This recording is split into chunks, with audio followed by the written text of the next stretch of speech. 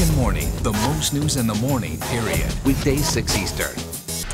Well, if you or your friends post pictures of yourself drunk or in other compromising positions on Facebook, you will want to hear this. A change to the company's fine print is raising questions online this morning about what happens to all of the information that you post on your page. Alina Cho's following the story for us. First of all, you shouldn't post pictures of yourself in compromising positions anyway. Probably not a good idea. But there is something interesting that has people scratching their heads. Yeah. It was actually a blogger that found a change to the fine print. It's called The Consumerist, and we'll get to that in a second. But essentially, we're talking about the TOS, Terms of Service, with respect to Facebook. Kieran, good morning, everybody. And it is probably something that most people who use Facebook have not heard about. About 2 weeks ago, the fine print explaining privacy rights on Facebook quietly and suddenly changed. Now, here's what happened. Facebook removed language that said its ownership of your content would end when you removed that content or closed your account. Now, what does that mean? It means that Facebook now will continue to have access to things like your personal photos and personal information.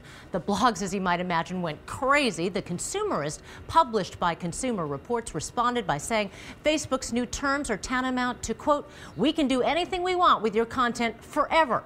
So is that true? Well, possibly, according to legal experts, but Facebook's CEO, Mark Zuckerberg, issued his own post trying to reassure users that they still control their own information, saying, quote, "In reality, we wouldn't share your information in a way you wouldn't want. The trust you place in us as a safe place to share information is the most important part of what makes Facebook work." Still, some Facebook users are closing their accounts in protest. More than 18,000 members have joined groups against the new terms of service. Here is just some of what is being posted.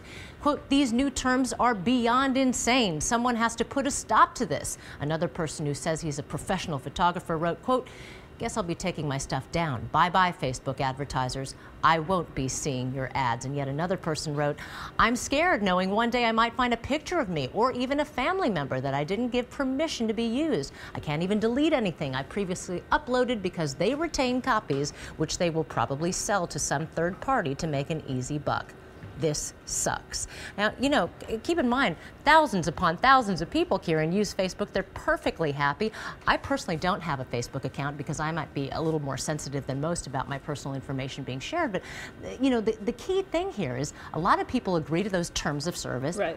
Without reading the fine print. And I think that's what's surprising to most people now is, wait a minute, I might have to look at this a bit closer. See, I'm dipping my toes in the Facebook water. I have maybe only 14 friends, you know, girlfriends from high school. You're about to get a lot more now that you publicize your own Facebook. But what I'm wondering about the situation is, even though the CEO responded, they didn't change those terms of service, and listen, so it still seems a little murky. It does.